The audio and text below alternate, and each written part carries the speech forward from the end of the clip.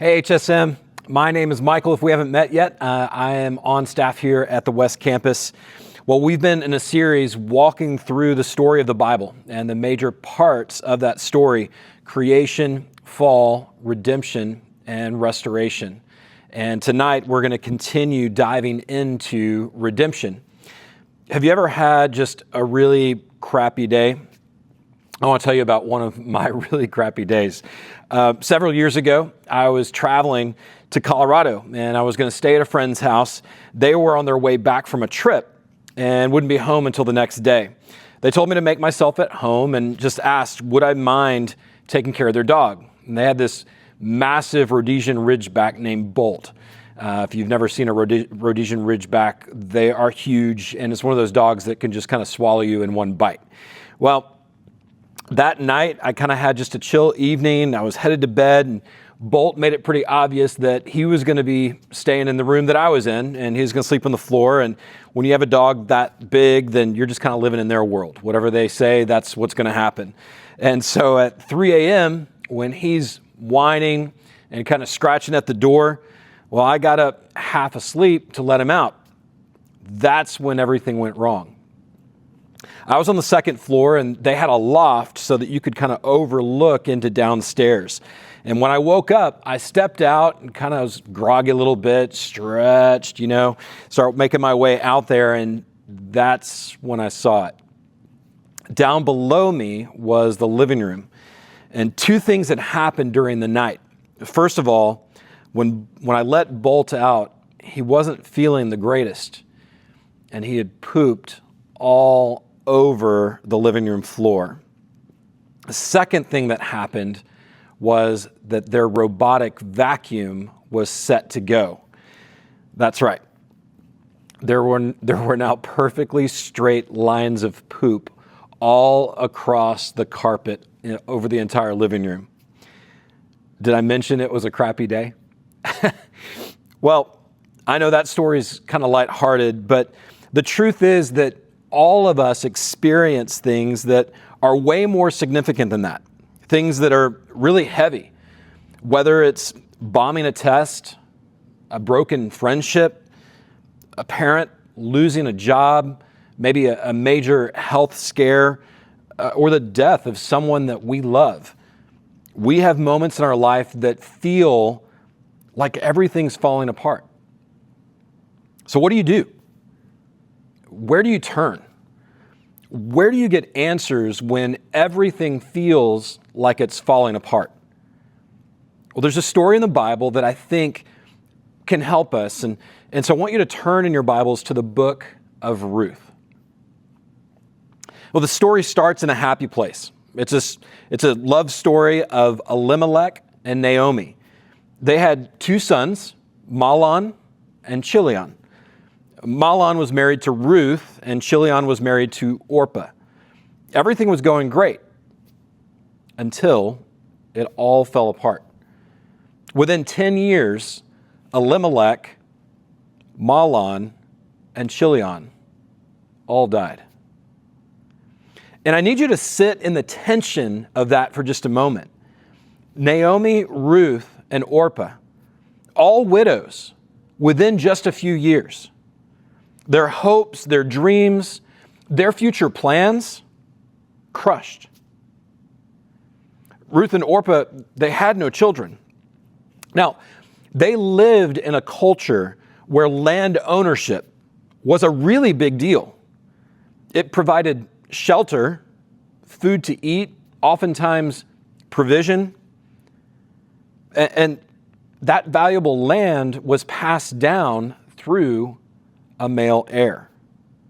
These women were in a really difficult spot. Well, Naomi was a Jew from Judah. They'd been living in Moab, but Naomi decided to head back home. The problem is that Ruth and Orpah, they were Moabites.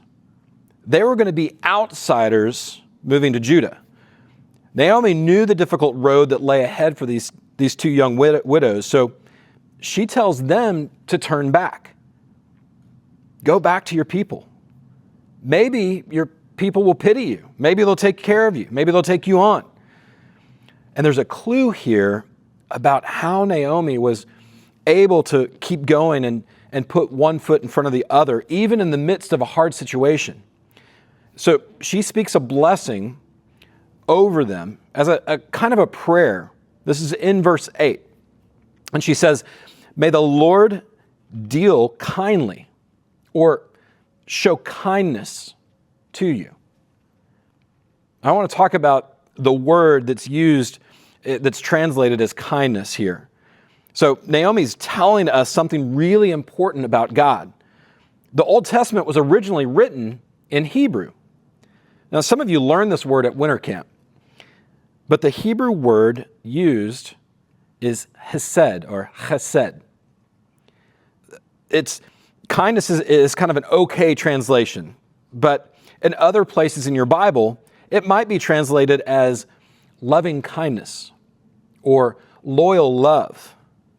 It's a hard word to translate because it's really all of those things. It's a love that stands on a foundation of a covenant. It's expressed in kindness. And when that word is used of God, it's a perfect love.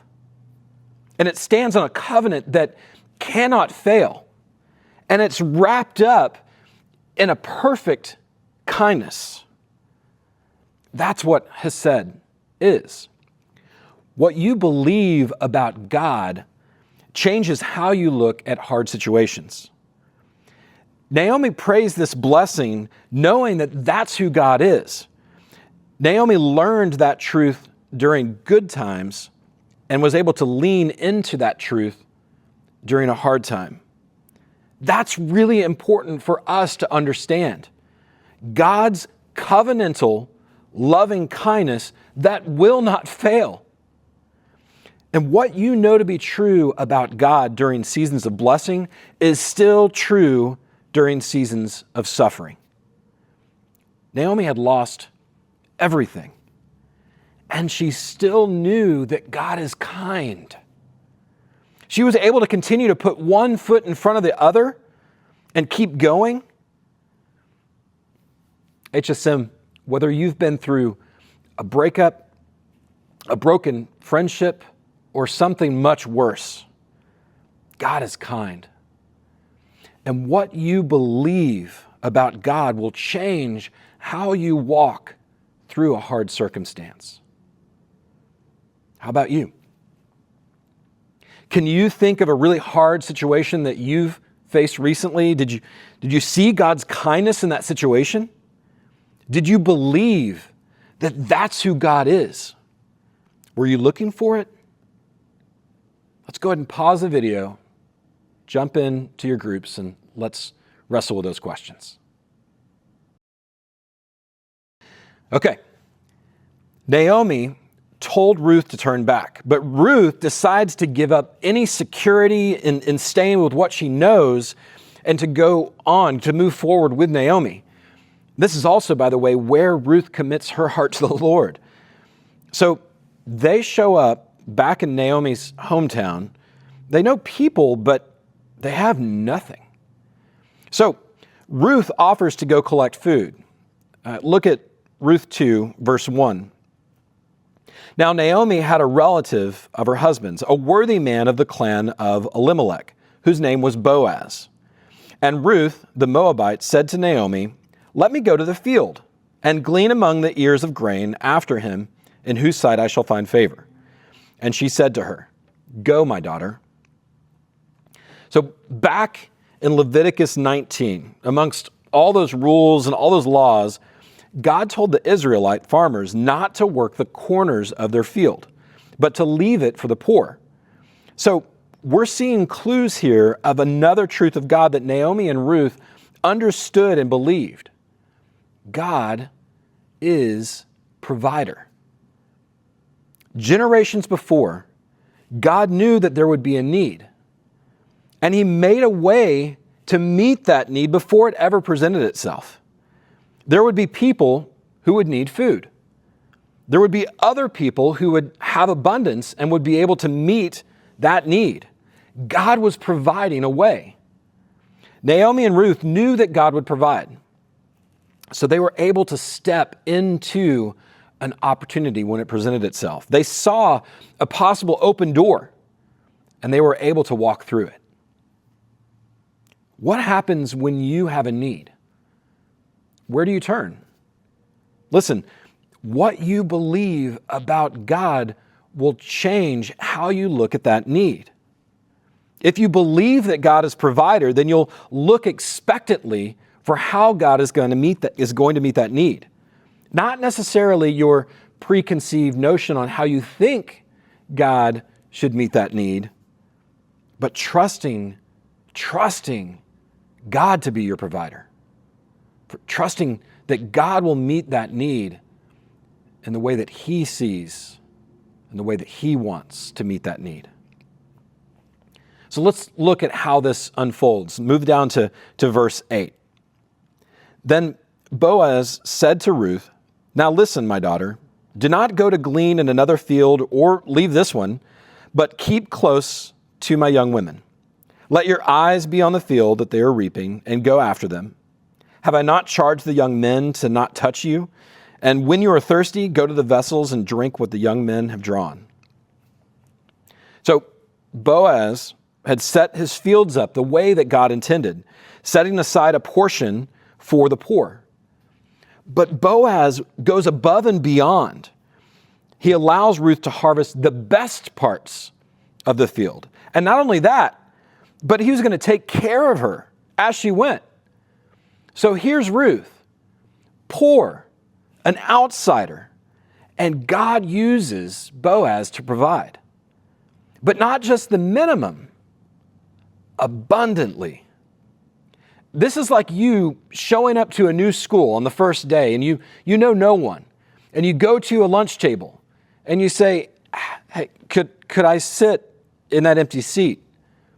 And someone at the table says, "Oh, absolutely.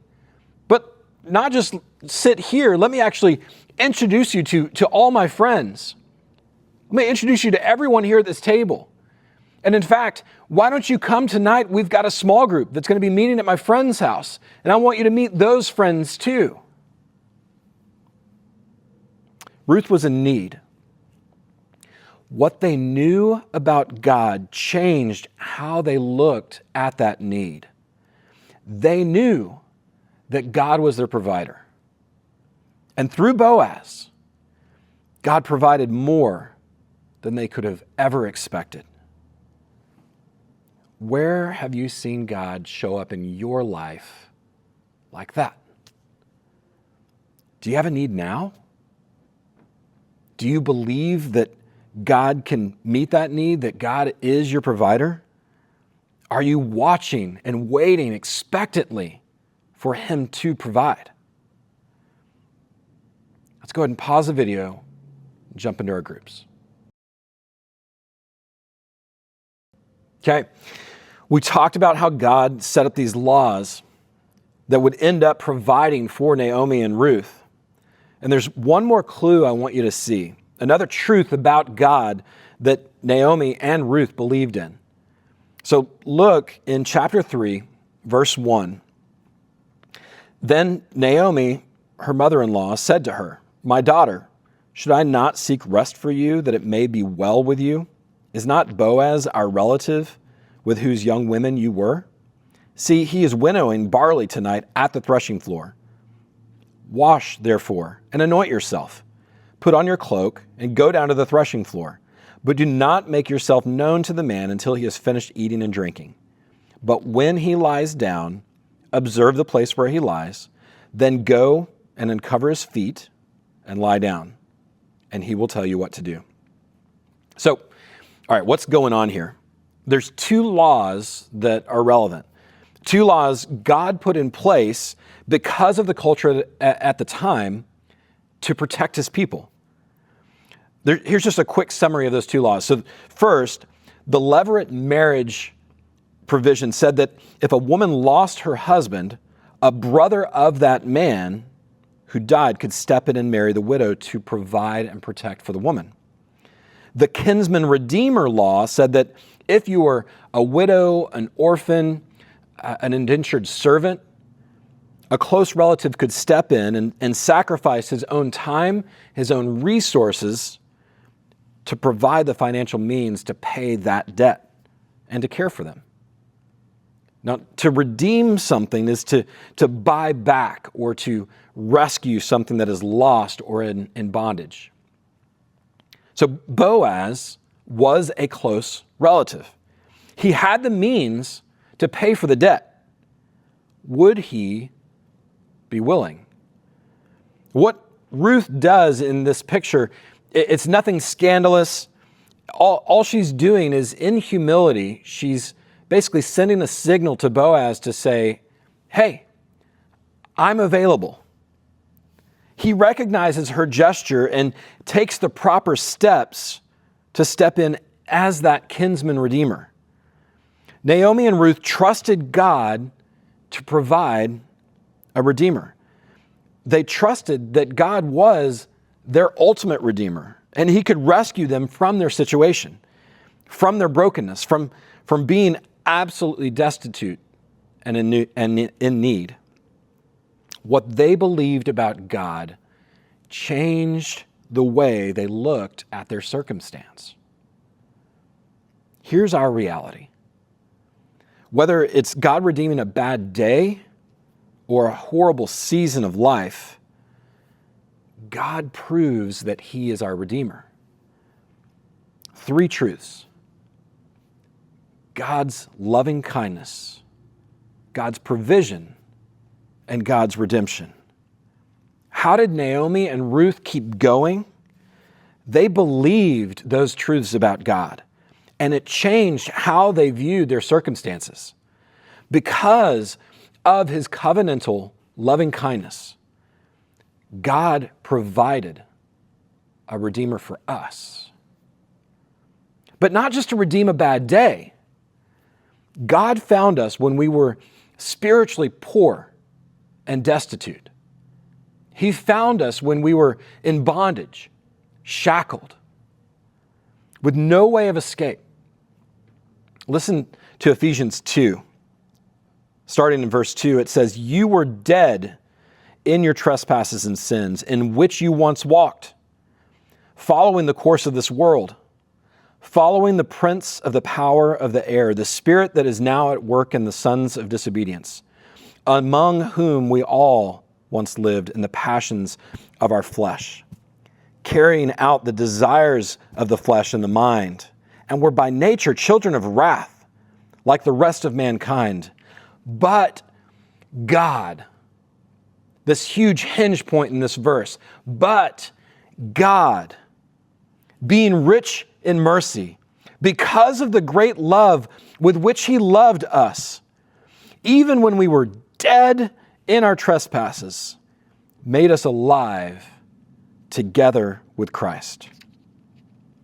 By grace, you have been saved." Spiritually, we were enslaved with no way out.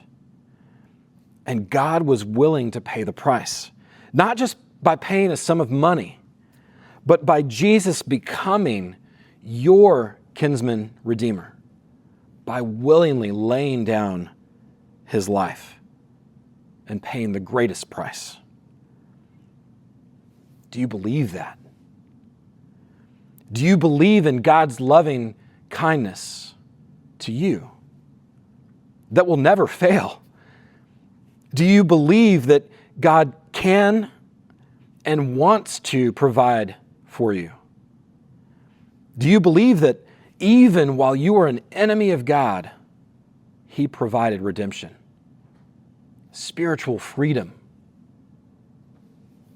for you? And HSM, when you believe that, it changes everything.